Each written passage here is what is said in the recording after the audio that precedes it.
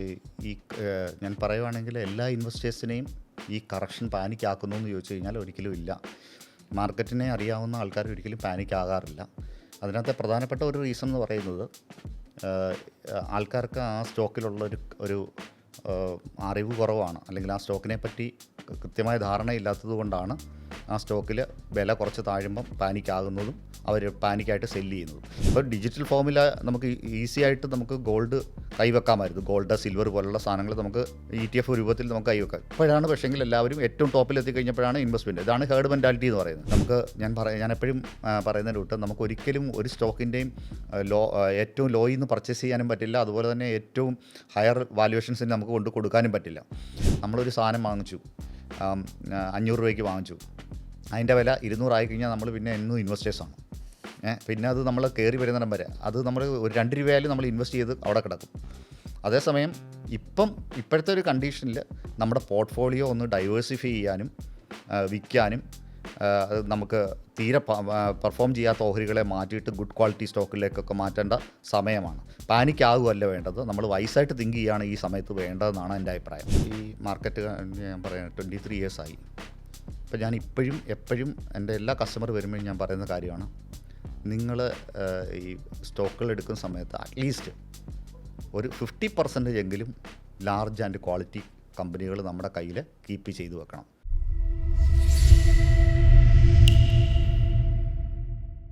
Welcome to yet another podcast by acumen.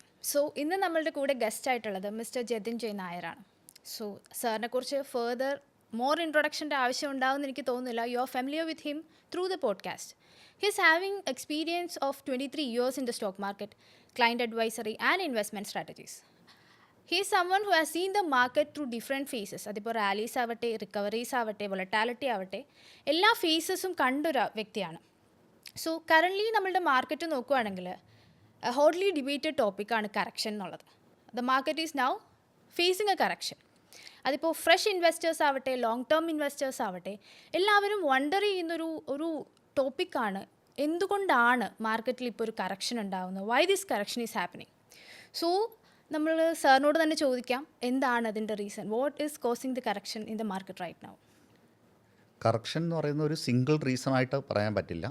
ഒരു various factors ഉണ്ട് affect ചെയ്യുന്നത്. അതിന് ഏറ്റവും പ്രധാനപ്പെട്ട പറയുകയാണെന്നുണ്ടെങ്കിൽ ഏണിങ്സിൻ്റെ അകത്ത് വരുന്ന കുറവാണ്. പ്രത്യേകിച്ച് especially mid and small cap companies earnings വളരെ മോശമായിരുന്നു. അത് ഏറ്റവും ഫസ്റ്റ് കാര്യം. രണ്ടാമത്തെ കാര്യം എന്ന് വെച്ചാൽ ലാക്ക്ലസ്റ്റർ ഡിമാൻഡ് ഇൻ മാർക്കറ്റ്. അപ്പം പൊതുവേ കൺസംഷൻ ഡിമാൻഡുകൾ വളരെ കുറവായിരുന്നു. അതൊരു പ്രധാനപ്പെട്ട കാര്യമാണ്. പിന്നെ പ്രധാനപ്പെട്ട പറയുകയാണെന്നുണ്ടെങ്കിൽ ഫോറിൻ ഔട്ട്ഫ്ലോ, അത് വളരെ ഇമ്പോർട്ടൻ്റ് ആയിട്ടൊരു കാര്യമാണ്. ഫോറിൻ ഇൻസ്റ്റിറ്റ്യൂഷൻസ് കൂടുതൽ വിറ്റഴിച്ച് പോകുന്നു.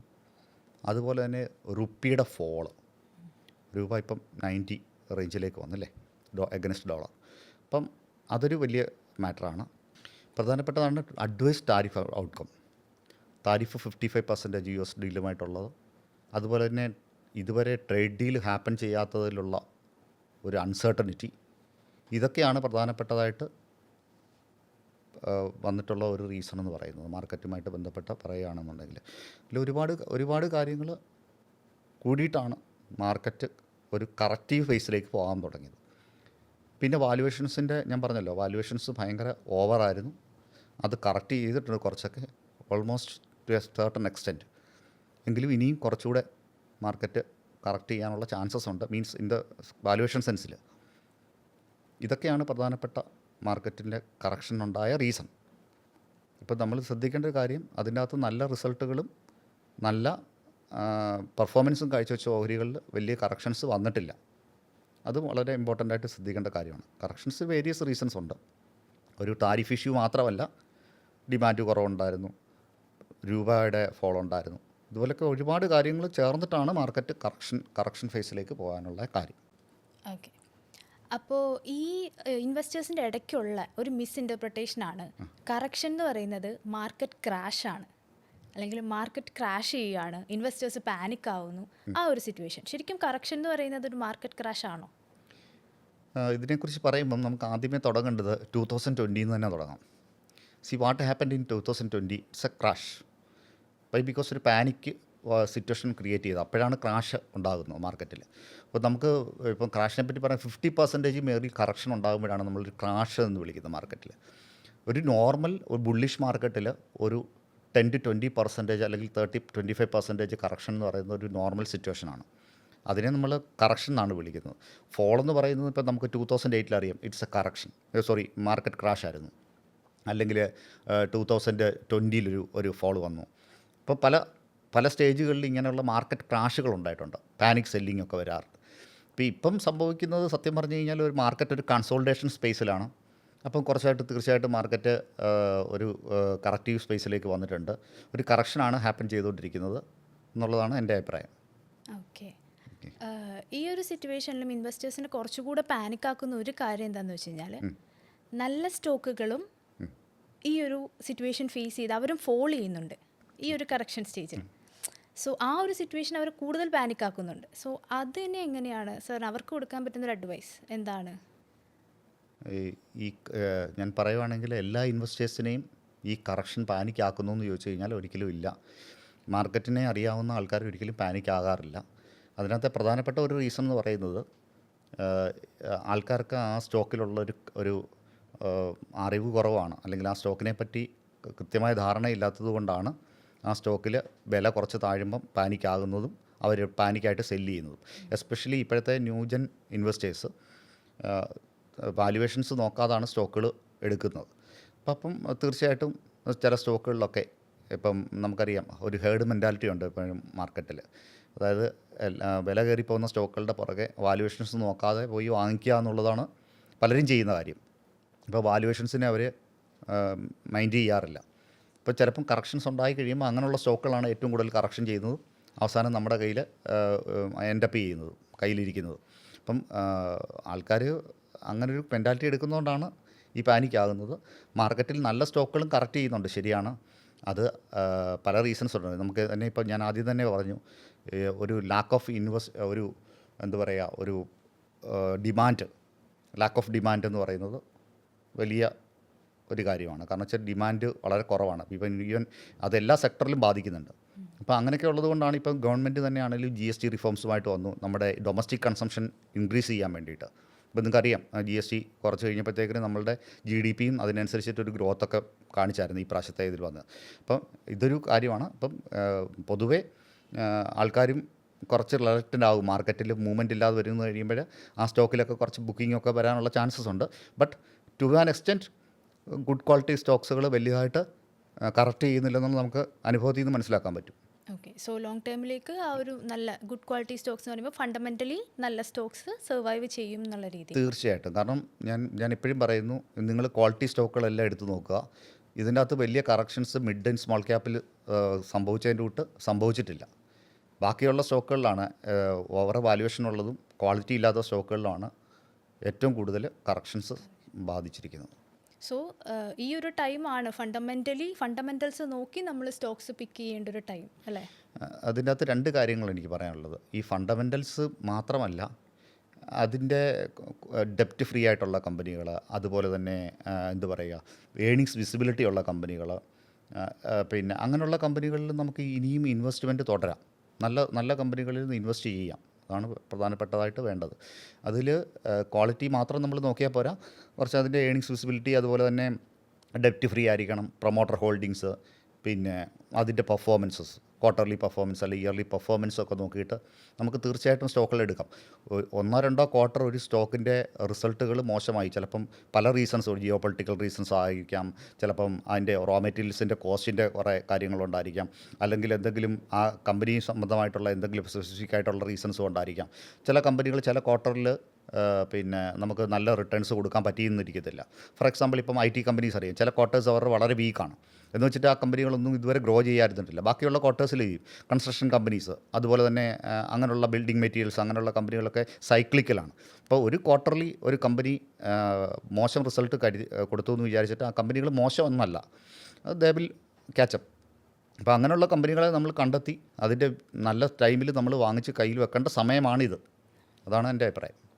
ഓക്കെ. ഇപ്പോൾ എറൈസ് ചെയ്യുന്നൊരു മേജർ ക്വസ്റ്റ്യനാണ്, നമ്മൾ ഈ ഒരു സിറ്റുവേഷനിൽ നമ്മളുടെ ഇൻവെസ്റ്റ്മെൻറ്റ്സ് സ്ലോ ഡൗൺ ചെയ്യണോ അതോ ഇപ്പോൾ ഇൻവെസ്റ്റ്മെൻറ്റ്സ് സ്റ്റാർട്ട് ചെയ്യാനുള്ളൊരു ഗുഡ് ടൈമാണോ? ഇതൊരു വളരെ നല്ല ചോദ്യമാണ്. ഇപ്പോൾ എന്നെ സംബന്ധിച്ചിടത്തോളം ഞാൻ പറയുകയാണെങ്കിൽ എൻ്റെ എക്സ്പീരിയൻസിൽ നിന്ന് ഞാൻ പറയുന്നൊരു കാര്യമാണ്, മാർക്കറ്റിൽ ഇപ്പോഴും ആരുമില്ല. അതായത് മാർക്കറ്റിൽ എല്ലാവരും പാനിക്കായിട്ട് നിൽക്കുകയാണ്. ഇനി മാർക്കറ്റ് പൊട്ടുമോ, അല്ലെങ്കിൽ ഇനിയും ഭയങ്കരമായിട്ട് ക്രാഷ് ചെയ്ത് മാർക്കറ്റ് താഴെ പോകുമോ എന്നുള്ളത് കഴിഞ്ഞ ഒരു വർഷമായിട്ട് എല്ലാവരും ചിന്തിക്കുന്നൊരു കാര്യമാണ്. എല്ലാവരും ആദ്യമൊക്കെ പ്രഡിക്ഷൻസ് 15,000 ആയിരുന്നു, പിന്നീട് അത് കുറച്ചുകൂടെ കയറ്റിയിട്ട് 18,000 ആയി, ഇപ്പോൾ 20,000 ആയി. ഇങ്ങനെ ഓരോരോ റേഞ്ചുകളാണ് പറയുന്നത്. എന്നെ സംബന്ധിച്ചിടത്തോളം ഞാൻ പറയുകയാണെങ്കിൽ ഇൻഡെക്സിനെ നോക്കാതെ ക്വാളിറ്റിയുള്ള കമ്പനികൾ താഴെ വരുമ്പോൾ വാങ്ങേണ്ട ടൈമാണിത്. പക്ഷേ വളരെ പ്രധാനപ്പെട്ടതായിട്ട് ഞാൻ പറയുന്നു, പഴയതുപോലെ നമ്മൾ ഏതെങ്കിലും ഒരു സ്റ്റോക്കുകൾ പോയി എടുത്തിടുന്നതിന് പകരം ആ സ്റ്റോക്കിൻ്റെ വാല്യുവേഷൻസ് നോക്കുക, അതുപോലെ തന്നെ അതിൻ്റെ പെർഫോമൻസ് നോക്കുക, പാസ്റ്റ് പെർഫോമൻസ്, അതുപോലെ തന്നെ അതിൻ്റെ ഫണ്ടമെൻ്റൽസ് ചെക്ക് ചെയ്യുക. അങ്ങനെ ചെക്ക് ചെയ്തിട്ട് ഇപ്പം ഡിസ്കൗണ്ടിൽ അവൈലബിൾ ആണ്. എപ്പോഴും നമുക്കറിയാം പീപ്പിൾ മാർക്കറ്റിലേക്ക് വരുന്നതെന്ന് വെച്ചാൽ മാർക്കറ്റ് ഫ്രഷ് കയ്യിലേക്ക് വരുമ്പോഴും അല്ലെങ്കിൽ മാർക്കറ്റ് മൂവ്മെൻറ്റ് ചെയ്യുമ്പോഴാണ് ആൾക്കാർ മാർക്കറ്റിലേക്ക് വരുന്നത്. പക്ഷേ അതിന് മുമ്പേ ഞാൻ പറയുന്നത്, ആ ഒരു മെൻറ്റാലിറ്റി മാറ്റി വെക്കുകയാണെന്നുണ്ടെങ്കിൽ ക്വാളിറ്റി സ്റ്റോക്കുകൾ നല്ല റേറ്റിൽ അവൈലബിൾ ആകുമ്പോൾ വാങ്ങിക്കുന്നത് വളരെ നല്ലതായിരിക്കും. ലോങ് ടൈം വ്യൂവിലും അതും വളരെ നല്ലതായിരിക്കും. എസ്പെഷ്യലി നല്ല dividend paying companies, fundamentally good companies. ഇപ്പം നമുക്കറിയാം പല കമ്പനീസും ഫണ്ടമെൻ്റലി ഗുഡ് കമ്പനീസ് എല്ലാം താഴെ വന്നിട്ട് പിന്നീട് അത് തിരിച്ച് ഈ ഒരു മാർക്കറ്റിൽ ഇപ്പം ഫ്രഷ് ഹൈ അടിച്ച് കഴിഞ്ഞപ്പോഴത്തേക്കിന് പല സ്റ്റോക്കുകളും ഫണ്ടമെൻ്റലി ഗുഡ് സ്റ്റോക്കുകളൊക്കെ തിരിച്ച് കയറാൻ തുടങ്ങിയിട്ടുണ്ട്. അപ്പോൾ അത് തീർച്ചയായിട്ടും തുടരും. നല്ല കമ്പനികൾ ഇപ്പോഴും ഗ്രോ ചെയ്യുന്നുണ്ട് അല്ലേ. ഇപ്പോൾ എല്ലാ കമ്പനികളും ഇപ്പം നിഫ്റ്റി ഡൗൺ ആണെന്ന് കരുതിയിട്ട് നിഫ്റ്റിയിലെ എല്ലാ സ്റ്റോക്കുകളും 52 വീക്ക് ഹൈ അടിച്ചിട്ടുള്ള ഒത്തിരി സ്റ്റോക്കുകളുണ്ട്. PSU ബാങ്ക്സ്, അതുപോലെ തന്നെ ഒരുപാട് കമ്പനികൾ 52 വീക്ക് ഹൈയിലേക്ക് തന്നെ തിരിച്ചു വന്നു, അല്ലെങ്കിൽ അതിനേക്കാളും കവർ ചെയ്ത് പോകുന്ന കമ്പനികളും ഉണ്ട്, നിലവിലുണ്ട്. അപ്പം എല്ലാ കമ്പനികളും ഫോളോ ചെയ്യുന്നു എന്നല്ല അർത്ഥം മാർക്കറ്റ് കറക്ഷൻ കൊണ്ട്. ഇപ്പം ക്വാളിറ്റി കമ്പനികൾ ഇറസ്പെക്റ്റീവ് ഓഫ് മാർക്കറ്റ് ക്രാഷ് അല്ലെങ്കിൽ മാർക്കറ്റ് മാർക്കറ്റിൻ്റെ ഒരു കറക്ഷൻ വന്നെന്ന് പറഞ്ഞാലും ആ സ്റ്റോക്കുകൾ തന്നെ മുന്നോട്ട് നീങ്ങും. ഇപ്പോൾ നമുക്ക് ലോട്ട് ഓഫ് എക്സാമ്പിൾസ് നമുക്ക് കൊടുക്കാൻ പറ്റും. എക്സാമ്പിൾ ഇപ്പം പറയുവാണെങ്കിൽ ഈ മാർക്കറ്റ് കണ്ടീഷൻ മോശമായിരുന്നപ്പോഴാണ് മാരുതി നമ്മുടെ ഓട്ടോ സെക്ടറെല്ലാം നല്ല രീതിയിൽ പെർഫോം ചെയ്തത്. അത് കഴിഞ്ഞ് PSU ബാങ്ക്സ് കയറി. അപ്പോൾ ഇതെല്ലാം ഒരു എക്സാമ്പിൾസാണ്. അപ്പോൾ നല്ല കമ്പനികൾ വാങ്ങുന്നതിന് ഇപ്പോഴാണ് ടൈം. ആ ടൈം നമ്മൾ യൂട്ടിലൈസ് ചെയ്ത് ഒരു എല്ലാ സ്റ്റോക്കുകൾ വാങ്ങാൻ വേണ്ടിയിട്ട് ഞാൻ പറഞ്ഞിട്ടുണ്ട്, ഒരു കണ്ടിൻജൻസിയൂടെ നമ്മൾ പ്ലാൻ ചെയ്യണം. അത് വളരെ ഇമ്പോർട്ടൻ്റ് ആണ്. ഇപ്പം ഒരു സ്റ്റോക്ക് വാങ്ങിച്ചു കഴിഞ്ഞാൽ നമ്മളിപ്പം 100 രൂപയ്ക്ക് ഒരു സ്റ്റോക്ക് വാങ്ങിച്ചു കഴിഞ്ഞാൽ അത് ഒരു 60 റുപ്പീസ് വന്നാലും വാങ്ങാനുള്ളൊരു പ്രൊവിഷൻ ഇട്ടിട്ട് വാങ്ങിക്കാമെന്നുണ്ട്. അങ്ങനെ ചെയ്യുന്നവർക്ക് നല്ല ടൈമാണ് ഈ സ്റ്റോക്കുകൾ വാങ്ങാൻ വേണ്ടിയിട്ട്. തീർച്ചയായിട്ടും ഇതിൻ്റെ ഒരു ഫേസ് അങ്ങനെയാണ്. ഇപ്പോഴും നമുക്കറിയാം പല മാർക്കറ്റ് കണ്ടീഷൻസും നമ്മൾ കണ്ടിട്ടുണ്ട്. നമ്മൾ എക്സാക്റ്റ്ലി പറയുന്ന പോയിൻ്റ് ഒരാൾക്കും നമുക്ക് മാർക്കറ്റിനെ അങ്ങനെ കൃത്യമായിട്ട് ടൈം ചെയ്യാനൊന്നും ഒരാൾക്കും പറ്റില്ല.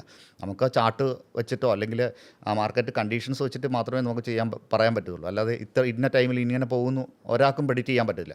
എന്നാൽ തീർച്ചയായിട്ടും നമുക്ക് ചെയ്യാൻ പറ്റുന്ന കാര്യം എന്ന് വെച്ച് കഴിഞ്ഞാൽ അതിനെ ടൈമിലി വാങ്ങിക്കുക എന്നുള്ളത്. ഒരു പിരമിഡ് സ്റ്റൈലിലോ അല്ലെങ്കിൽ ആ രീതിയിലേക്ക് വാങ്ങിച്ചു പോകുന്ന ആൾക്കാർക്ക്, ഇൻവെസ്റ്റേഴ്സിന് നല്ലതാണ്. ട്രേഡേഴ്സും കുറച്ചുകൂടെ ഇത് ചെയ്യണം. ട്രേഡേഴ്സും ഇപ്പം ഞാൻ കണ്ടുവരുന്നത് പല ആൾക്കാരും വരുന്നത് ട്രേഡിംഗ് എന്താണ്, ഇൻവെസ്റ്റ്മെൻറ്റ് എന്താണെന്ന് അവർക്ക് അറിയില്ല. ഇപ്പോൾ ട്രേഡിങ് നമ്മൾ ചെയ്യുകയാണെന്നുണ്ടെങ്കിൽ സ്റ്റോപ്പ് ലോസ് മസ്റ്റായിട്ട് നമ്മൾ കീപ്പ് ചെയ്യേണ്ടതാണ്. അവിടെയാണ് പലപ്പോഴും പ്രശ്നം. ഇപ്പോൾ നമ്മൾ ഫോർ എക്സാമ്പിൾ ഇപ്പോൾ ഒരു സ്റ്റോക്ക് ഞാൻ കഴിഞ്ഞ ദിവസം പറയായിരുന്നു, ഒരു 600 രൂപ വിലയുള്ളൊരു സ്റ്റോക്കിന് നമ്മൾ 580 റുപ്പീസാണ് നമ്മൾ സ്റ്റോപ്പ് ലോസ് പറഞ്ഞിരുന്നത്. ആ 580 റുപ്പീസിന് കസ്റ്റമേഴ്സ് തയ്യാറല്ല സ്റ്റോപ്പ് ലോസ് വെക്കാം. 20 രൂപയുടെ സ്റ്റോപ്പ് ലോസ് വെക്കാൻ തയ്യാറല്ല. ആ സ്റ്റോക്ക് 580 നിന്ന് പൊട്ടിപ്പോയത് 400 രൂപ ലെവലിലേക്കാണ്. അപ്പോൾ നമ്മൾ മനസ്സിലാക്കേണ്ട ഒരു കാര്യമുണ്ട്, അവിടെ നമ്മൾ ഒരു 20 റുപ്പീസിൻ്റെ സ്റ്റോപ്പ് ലോസ് വെക്കാൻ ട്രേഡേഴ്സ് തയ്യാറായിരുന്നെങ്കിൽ അവർക്ക് ഇത്രയും പൈസ ലോസ് ആകത്തില്ല. ഇനി ആ 400 രൂപയിൽ നിന്ന് തിരിച്ച് ആ റേഞ്ചിലേക്ക് കയറി വരാൻ സമയമെടുക്കും. ഇങ്ങനെയൊക്കെയുള്ള പ്രശ്നങ്ങളുണ്ട്. അപ്പോൾ സ്റ്റോപ്പ് ലോസ് ട്രേഡേഴ്സ് എപ്പോഴും സ്റ്റോപ്പ് ലോസ് വെക്കുക. ഇൻവെസ്റ്റേഴ്സ് ആണെങ്കിൽ നല്ല വാല്യുവേഷൻസ് കിട്ടുമ്പോൾ വാങ്ങിച്ചു വെക്കുക. അതാണ് അഡ്വൈസ് ഉള്ളതായിട്ടുള്ള കാര്യം. ഓക്കെ. അപ്പോൾ ഇപ്പോൾ ഒരു ടൈം എന്ന് പറയുന്നത് അത്യാവശ്യം ഇൻവെസ്റ്റ്മെൻറ്റ്സ് പയ്യെ സ്റ്റാർട്ട് ചെയ്യാൻ പറ്റുന്ന ഒരു പീരീഡാണ്, നോക്കി സ്റ്റോക്സിൻ്റെ ഇത് നോക്കിയിട്ട്. അതേപോലെ ഒരു വരുന്നൊരിതാണ്, ഒരു സിംഗിൾ ഇതിലേക്ക് ഇൻവെസ്റ്റ് ചെയ്തിട്ട് അവിടെ സ്റ്റക്കായി നിൽക്കുന്ന ഒത്തിരി ഇൻവെസ്റ്റേഴ്സ് ഉണ്ട്. അവിടെയാണ് പോർട്ട്ഫോളിയോ ഡൈവേഴ്സിഫിക്കേഷൻ എന്ന് പറയുന്നൊരു ടേം വരുന്നത്. പക്ഷെ അതിലേക്ക് പോകാതെ ഒരു ഹ്യൂജ് എമൗണ്ട് ആണെങ്കിൽ പോലും ഒരു സിംഗിൾ ഇതിലേക്ക് കൊണ്ടിടുന്നവരാണ് കൂടുതലും കണ്ടുവരുന്നത്. സോ പോർട്ട്ഫോളിയോ ഡൈവേഴ്സിഫിക്കേഷൻ്റെ ഒരു ഇമ്പോർട്ടൻസ് എങ്ങനെയാണ്? ഞാൻ ഇപ്പം ഈ മാർക്കറ്റ് ഞാൻ പറയാൻ 23 ഇയേഴ്സായി. ഇപ്പം ഞാൻ എപ്പോഴും എൻ്റെ എല്ലാ കസ്റ്റമർ വരുമ്പോഴും ഞാൻ പറയുന്ന കാര്യമാണ്, നിങ്ങൾ ഈ സ്റ്റോക്കുകൾ എടുക്കുന്ന സമയത്ത് അറ്റ്ലീസ്റ്റ് ഒരു 50% എങ്കിലും ലാർജ് ആൻഡ് ക്വാളിറ്റി കമ്പനികൾ നമ്മുടെ കയ്യിൽ കീപ്പ് ചെയ്ത് വെക്കണം. അപ്പം ഇതിൻ്റെ പ്രശ്നം എന്ന് വെച്ച് കഴിഞ്ഞാൽ ഈ ആൾക്കാരെടുക്കുന്നത് നിഫ്റ്റി 50 ഉണ്ട്. പോട്ടെ നിഫ്റ്റി 100 സ്റ്റോക്കുകൾ പോലും ക്വാളിറ്റിയുള്ള കമ്പനികളുണ്ട്. അതും കടന്ന് നിഫ്റ്റി 500 ഓൾമോസ്റ്റ് ഗുഡാണ്. പക്ഷേ എന്നാലും ഞാൻ പറഞ്ഞത് ഈ നിഫ്റ്റി 500 പോകുമ്പോൾ ക്വാളിറ്റിയുള്ള സ്റ്റോക്കുകൾ തിരഞ്ഞെടുക്കാൻ ഏർണിങ്സ് വിസിബിലിറ്റി ഉള്ള പ്രൊമോട്ടർ ഹോൾഡിംഗ് ഉള്ള അല്ലെങ്കിൽ പിന്നെ അങ്ങനെയുള്ള കമ്പനികൾ നമ്മൾ എടുക്കാൻ കുറച്ചുകൂടെ നമ്മൾ തയ്യാറാവണം. അപ്പം ഞാൻ പറയുന്ന ലാർജ് ക്യാപ്പ് സ്റ്റോക്കുകൾ എന്തുകൊണ്ട് വേണം എന്നുള്ളത് മാർക്കറ്റ് ഇപ്പോൾ പ്രൂവ് ചെയ്ത കാര്യമാണ് അല്ലേ. മാർക്കറ്റിനകത്ത് നിഫ്റ്റി കറക്റ്റ് ചെയ്ത് കഴിഞ്ഞപ്പോൾ കയറി കഴിഞ്ഞപ്പം നിഫ്റ്റിക്കകത്തുള്ള സ്റ്റോക്കുകളാണ് ഇപ്പോൾ ഏറ്റവും കൂടുതൽ കയറി വന്നേക്കുന്നത്. അപ്പം നമ്മുടെ ക്വാളിറ്റി സ്റ്റോക്കുകൾ നമ്മുടെ കയ്യിൽ ഉറപ്പായിട്ടും നമ്മൾ കയ്യിൽ വെക്കേണ്ട സാധനമാണ്. അത് മെയിനായിട്ടുള്ള കാര്യം. പിന്നെ പോർട്ട്ഫോളിയോ ഡൈവേഴ്സിഫിക്കേഷൻ. ഇപ്പം ഞാൻ പലപ്പോഴും കണ്ടിട്ടുണ്ട് ചില പോർട്ട്ഫോളിയോ നോക്കി കഴിയുമ്പോൾ ബാങ്കുകൾ മാത്രമായിരിക്കും, ചിലതിനകത്ത് IT മാത്രമായിരിക്കും.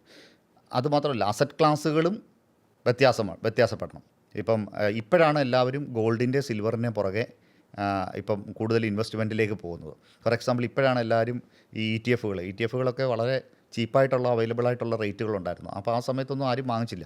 ഏറ്റവും ടോപ്പിലെത്തി കഴിഞ്ഞപ്പോഴാണ് എല്ലാവരും ഇതിനെക്കുറിച്ച് അറിയുന്നതും പഠിക്കുന്നതും ഒരു ഡൈവേഴ്സിഫിക്കേഷൻ വേണമെന്നുള്ളത് ചിന്തിക്കുന്നത്. അപ്പോൾ അവിടെ ഞാൻ പറയുന്നത് നമ്മൾ കറക്റ്റായിട്ടുള്ളൊരു പോർട്ട്ഫോളിയോ ഡൈവേഴ്സിഫിക്കേഷൻ തീർച്ചയായിട്ടും വേണം. നമുക്കറിയാം 2020 മാർക്കറ്റ് പൊട്ടിയപ്പോഴും ഫാർമ സ്റ്റോക്കുകളൊക്കെ പിടിച്ചു നിന്നിരുന്നല്ലേ, ഫാർമയും അങ്ങനെയുള്ള സ്റ്റോക്കുകൾ പിടിച്ചു നിന്നു. അപ്പം ഒരു പോർട്ട്ഫോളിയോ ഡൈവേഴ്സിഫിക്കേഷൻ ഉണ്ടായിക്കഴിഞ്ഞാൽ തീർച്ചയായിട്ടും അത് നല്ലതായിരിക്കും. നമ്മുടെ പോർട്ട്ഫോളിയോയിൽ എല്ലാ സ്റ്റോക്കുകളും ഒരേ തരത്തിലുള്ള സ്റ്റോക്കുകൾ തന്നെ നമ്മൾ കൊണ്ടിടുന്നതും അത്ര നല്ലതല്ല.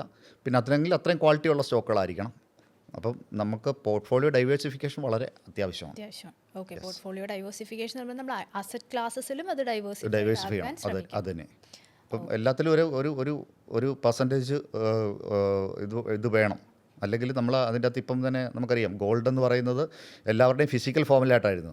ഇപ്പം ഡിജിറ്റൽ ഫോമിൽ നമുക്ക് ഈസി ആയിട്ട് നമുക്ക് ഗോൾഡ് കൈവെക്കാമായിരുന്നു. ഗോൾഡ്, സിൽവർ പോലുള്ള സാധനങ്ങൾ നമുക്ക് ETF രൂപത്തിൽ നമുക്ക് കൈവെക്കാം. ഇപ്പോഴാണ് പക്ഷേങ്കിൽ എല്ലാവരും ഏറ്റവും ടോപ്പിലെത്തി കഴിഞ്ഞപ്പോഴാണ് ഇൻവെസ്റ്റ്മെൻറ്റ്. ഇതാണ് ഹേർഡ് മെൻറ്റാലിറ്റി എന്ന് പറയുന്നത്. പക്ഷേങ്കിൽ ചിലപ്പം വേണമെങ്കിൽ കറക്ഷൻ ചെയ്യാം. അപ്പോൾ ഇപ്പം ഓവറായിട്ട് ഗോൾഡ് കയറി വാങ്ങിക്കുന്ന ആൾക്കാരുണ്ട്. അപ്പോൾ അത് അഡ്വൈസബിൾ അല്ല.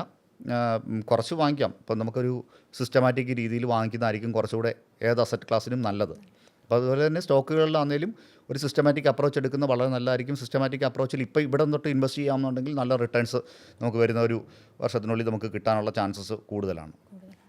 ഓക്കെ. പിന്നെ ഈ പോർട്ട്ഫോളിയോസിൽ കാണുന്നൊരു കാര്യം എന്താണെന്ന് വെച്ചാൽ നമ്മളുടെ പോർട്ട്ഫോളിയോ ഒരു ചെറുതായിട്ടൊരു റെഡായി കഴിഞ്ഞ് കഴിഞ്ഞാൽ പാനിക്കാവും. അപ്പം ഞാനാണെങ്കിലും പോർട്ട്ഫോളിയോൻ്റെ ഗ്രീൻ മാറി ഒന്ന് റെഡായി കഴിയുമ്പോഴേക്കും ഓക്കെ, ഒരു ചെറിയ ലോസ് ആണെങ്കിൽ പോലും ആൾക്കാർ അത് ഓൺ ടൈം അവർ പാനിക്കാവുന്നുണ്ട്. സോ അവർക്കുള്ളൊരു അഡ്വൈസ് എന്താണ്? അതിനെക്കുറിച്ച് പറയുവാണെങ്കിൽ എല്ലാവരും ആ ഫേസിലൂടെ ഒക്കെ കടന്നു പോയിട്ടല്ല. ഞാനും അതുപോലെ തന്നെ ഇപ്പം പൊസിഷൻസ് പിടിച്ച് കഴിഞ്ഞിട്ട് അതിൻ്റെ വില താഴെ പോയി കഴിയുമ്പം പക്ഷേ നമ്മളെ മാർക്കറ്റ് അതൊരു എഡ്യൂക്കേഷനാണ്. മാർക്കറ്റ് നമ്മളെ പഠിപ്പിക്കും കാര്യങ്ങളൊക്കെ. ഇപ്പോൾ എന്താണെന്ന് വെച്ച് കഴിഞ്ഞാൽ നമുക്ക് ഇപ്പോൾ ഒരു പോർട്ട്ഫോളിയോയിൽ നമ്മൾ സ്റ്റോക്കുകൾ ഇപ്പം എനിക്കൊരു 1-2 സ്റ്റോക്കുകളെ കുറിച്ച് പറയുകയാണെന്നുണ്ടെങ്കിൽ ഞാനൊരു സ്റ്റോക്ക് 650 രൂപയ്ക്കാണ് ഞാൻ ആ സ്റ്റോക്ക് എടുത്തത്. ആ സ്റ്റോക്ക് വന്നിട്ട് 380 രൂപ വന്നു. ഇന്നത് തിരിച്ച് കയറിയിട്ട് പ്രോഫിറ്റിൽ ഞാൻ കുറച്ച് ആവറേജ് ചെയ്തു. അപ്പോൾ പ്രോഫിറ്റിലേക്ക് വന്നു. അപ്പം ചെറിയൊരു ഒരു എന്താ പറയുക, ഒരു ചെറിയ റെഡ് കണ്ടു കഴിഞ്ഞ് കഴിഞ്ഞാൽ വളരെ പെട്ടെന്ന് പാനിക്കാവുക, എൻ്റെ സ്റ്റോക്കുകൾ എടുത്ത് കൊടുക്കുക. ഇപ്പോൾ ഫോർ എക്സാമ്പിൾ ചില റെയിൽവേ സ്റ്റോക്കുകൾ, ഞാൻ പേര് പറയുന്നില്ല, ഇപ്പം എന്നോട് കഴിഞ്ഞ ദിവസം വിളിച്ചു കഴിഞ്ഞപ്പോഴൊരാൾ പറഞ്ഞതാണ്, ഞാൻ ഈ കസ്റ്റമർക്ക് 250 രൂപയ്ക്ക് ഈ സ്റ്റോക്ക് ഞാൻ റെക്കമെൻഡ് ചെയ്താണ്, 600 പോയിട്ടും കൊടുക്കാതെ തിരിച്ച് വന്ന് 300 വന്നു കഴിഞ്ഞപ്പോഴത്തേക്കിന് കസ്റ്റമർ എടുത്ത് വെച്ച് കൊടുത്തു. അപ്പം ഇതുകൊണ്ട് എന്താണെന്ന് നമ്മൾ വിചാരിക്കും ഇനിയും കയറും. അതങ്ങനൊരു ഹ്യൂമൻ സൈക്കോളജിയാണ്. താഴുമ്പോൾ നമ്മൾ വിചാരിക്കും ഇനിയും താന്നു പോകും. അപ്പം നമ്മൾ പെട്ടെന്ന് ക്വിക്ക് ഡിസിഷൻസാണ് എടുക്കുന്നത്. നമ്മൾ ഇമോഷൻസിനാണ് പ്രാധാന്യം കൊടുക്കുന്നത്. നമ്മൾ വാല്യുവേഷൻസിനോ അല്ലെങ്കിൽ എന്ത് റീസൺ കൊണ്ടാണ് കയറിയത്, എന്ത് റീസൺ കൊണ്ടാണ് ഇറങ്ങിയതെന്ന് അറിയില്ല.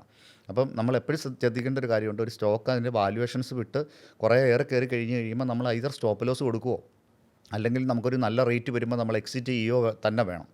സ്റ്റോക്കുകളിൽ പ്രോഫിറ്റ് ബുക്കിംഗ് എന്ന് പറയുന്ന ഇറ്റ്സ് ഓൾസോ വളരെ ഇമ്പോർട്ടൻ്റ് ആയിട്ടുള്ള കാര്യമാണ്. നല്ല ലെവൽസ് വന്നു കഴിഞ്ഞാൽ നമുക്ക് ഫുള്ള് കൊടുക്കാൻ താല്പര്യമില്ലെങ്കിൽ ഒരു 50% എങ്കിലും നമ്മൾ പ്രോഫിറ്റ് ബുക്ക് ചെയ്യുന്നത് വളരെ നല്ലതായിരിക്കും.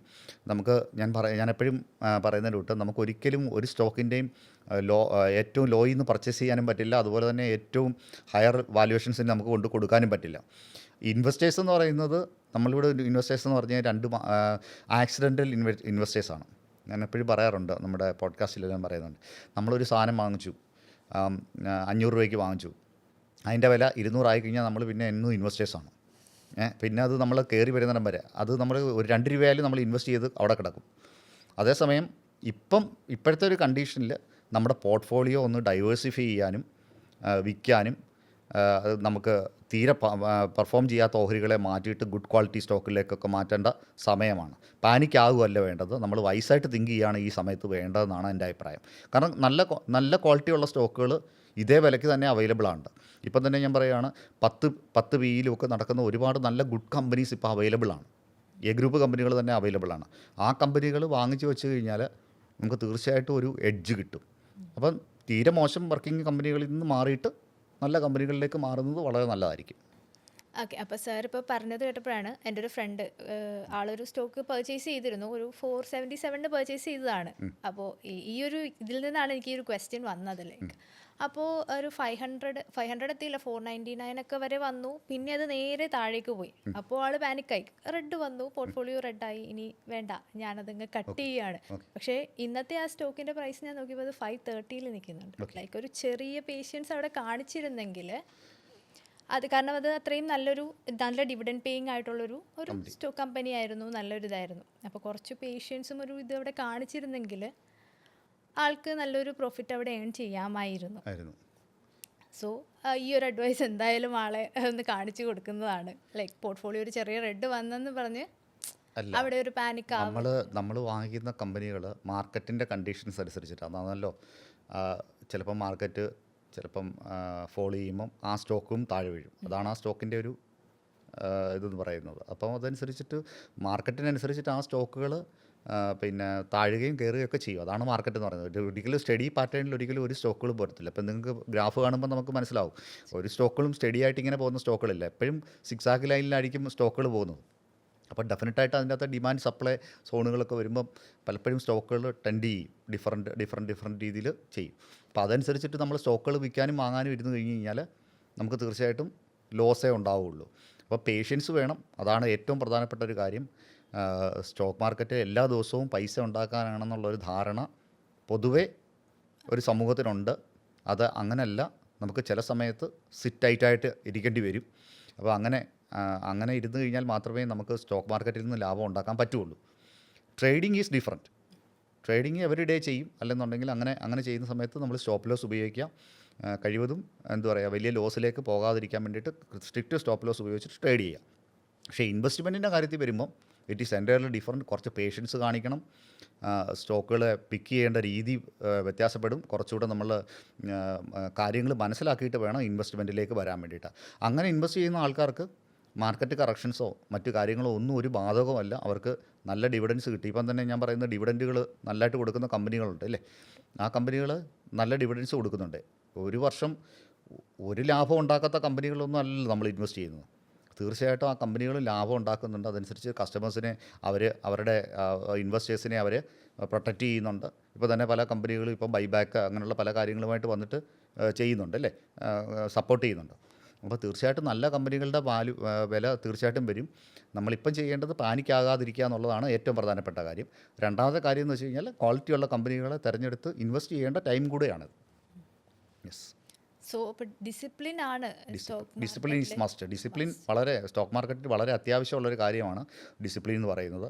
അത് പ്രത്യേകിച്ച് ഓപ്ഷൻസ് ട്രേഡേഴ്സ്, അതുപോലെ തന്നെ ട്രേഡേഴ്സ്, പിന്നെ അതുപോലെ തന്നെ ഇൻവെസ്റ്റേഴ്സിനും നല്ല ഡിസിപ്ലിനോടുകൂടി ഇൻവെസ്റ്റ് ചെയ്യാമെന്നുണ്ടെങ്കിൽ തീർച്ചയായിട്ടും സ്റ്റോക്ക് മാർക്കറ്റിൽ നിന്ന് നല്ല റിട്ടേൺസ് നമുക്ക് എടുക്കാൻ പറ്റും. ഡിസിപ്ലിൻ മസ്റ്റാണ്. ഓക്കെ. അപ്പോൾ നമ്മൾക്ക് നല്ലൊരു സെക്ഷൻ ആയിരുന്നു. നമുക്ക് ഒത്തിരി മാർക്കറ്റ് ഇൻഫർമേഷൻസ് കിട്ടി. കറക്ഷൻ എന്താണ് ഈ ഒരു സിറ്റുവേഷനിൽ നമ്മൾ എടുക്കേണ്ട സ്റ്റെപ്സ് എങ്ങനെയൊക്കെയാണ് എന്നുള്ള ഒത്തിരി ഇൻഫോർമേറ്റീവായിട്ട് ഉള്ളൊരു സെക്ഷൻ ആയിരുന്നു. So thank you so much sir. അടുത്തൊരു പോഡ്കാസ്റ്റുമായിട്ട് പിന്നെയും വരുന്നതാണ്. Thank you so much.